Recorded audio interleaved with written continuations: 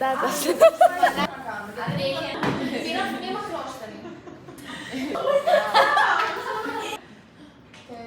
Κάνουμε στάμπες από πατάτα. Παιδαγωγικά.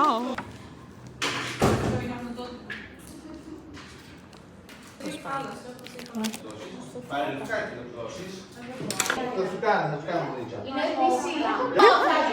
Να κίτρινο. Μα μην το βάζεις κατευθείαν. Κατευθείαν, γιατί δεν βγαίνει.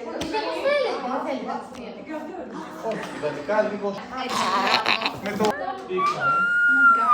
Είναι το νερόσετε. Δημιουργώ αστέρια.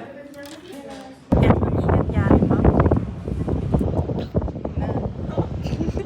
Σήμερα είχαμε εικαστικά και κάναμε Σφραγίδα από πατάτα. σφραγίδα από πατάτα, πώς λέγεται το τέτοιο χαρτική, κοπτική, χαρακτική. Είχαμε χαρακτική, μάθημα χαρακτικής και κάναμε σφραγίδα από πατάτα και τώρα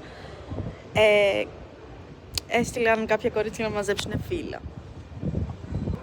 Εδώ η Άρτεμις, πες η Άρτεμις και η Έλενα. Έκανα και αυτήν, αλλά δεν βγαίνει καλά επειδή η ουρά είναι λίγο πιο κάτω από το... Και αυτές είναι οι δικές μου στάμπες. Έχουμε άλλα δύο μαθηματικά. Να το είπα, θα παραλάβω.